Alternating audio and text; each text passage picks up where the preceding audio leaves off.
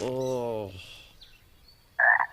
I gotta say, I think this could work. Hear me out. We all know that Disney's live-action adaptations aren't that great, but it's not due to their story, because their animated counterparts have been successful and continue to do well, which begs the question, why aren't these live-action adaptations just as popular? The answer is execution. Without proper execution, Lord of the Rings, Pirates of the Caribbean, Harry Potter, and John Wick would not be the phenomenal films they are claimed to be today. Here are examples of films that aren't as successful. Cats, Artemis Fowl, Dolittle, Batman vs. Superman, and Star Wars Rise of Skywalker. These films had everything going for them, from the studios they were being developed by, the directors, and the budget, but they still failed. I wonder why. Out of all these live-action adaptations that Disney has done, I do believe Lilo and Stitch could work. It's weirdly one of Disney's more grounded stories, which in my opinion makes it more relatable compared to Beauty and the Beast or The Little Mermaid. For those who haven't seen the animated movie, here's a recap. The alien Stitch crash lands on the island of Hawaii and becomes a little girl's pet to prevent themselves from getting captured by other aliens that want to imprison him or dissect him. Just by hearing that, you're probably thinking, how is this relatable? I know I made it sound more like a sci-fi alien adventure movie, but really it's not. This movie is about two sisters that live in Hawaii. Here's a recap of the main plot of the story. Due to a fatal car accident, Nani is shouldered with the burden of having to take care of her younger sister Lilo. The two of them don't always get along, which is typical for siblings. Unfortunately, due to issues Stitch causes, Nani loses her job and struggles to find a new one that, again, Stitch unintentionally sabotages. This only makes it worse as Nani is given a deadline to find a new job, and if she misses that deadline, Lilo will be taken away from her.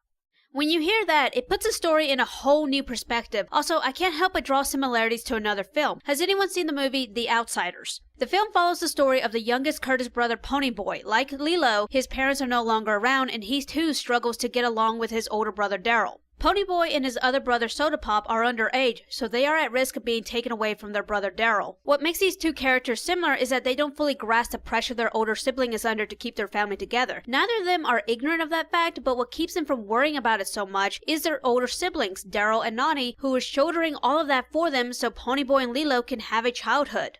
The usage of sibling relationships has been done plenty of times to make the story more relatable to its audience, despite whatever setting it takes place in. Remember Slumdog Millionaire, Series of Unfortunate Events, Little Women, Hocus Pocus, The Parent Trap, and the Rugrats movie? The driving force for all of these films is the relationship between the siblings. The reason these movies have aged well enough and have their place in cinema is because they're well balanced. If these stories were just about the siblings, it would kinda be boring, so of course a conflict of some kind has to be put in to make it more entertaining, but it should never overshadow the main focus of the story, which is the siblings. That's what makes Lilo and Stitch and all these other movies well balanced in my book. The alien aspect does not overshadow the sisters' struggle to stay together. I will say, in The Outsiders, the social class issue and gang violence does take precedence in the narrative rather than focusing on the brothers, but it's still a good movie and I do encourage you to watch it.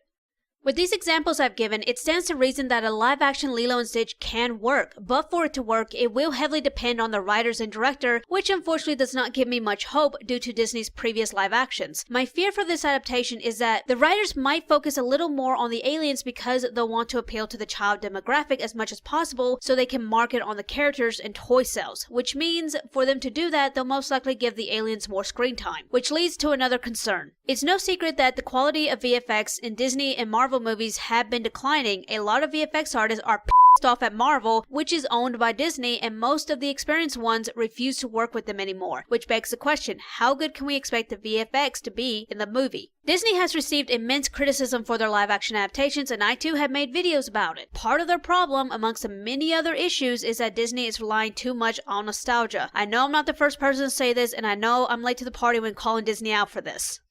Growing up, I liked this movie alright as a kid, but now as an adult, I have a newfound appreciation for a lot of older movies, not just older Disney movies. If this movie is going to have any chance at being successful, the writers are going to have to focus on what originally made this movie successful in the first place. It has the potential to do well. Will it? We'll just have to wait and see. Normally, I don't do videos like this, and honestly, when I heard Disney was doing another live-action remake, I rolled my eyes like the rest of the internet did. But when I took the time to think about the story, I do see it. I have seen it in other movies, like The Outsiders and Slumdog Millionaire, which gives me a little bit of hope that it can work, but again, that's going to entirely depend on the writers and what they choose to focus on. Thanks for watching, and like and subscribe!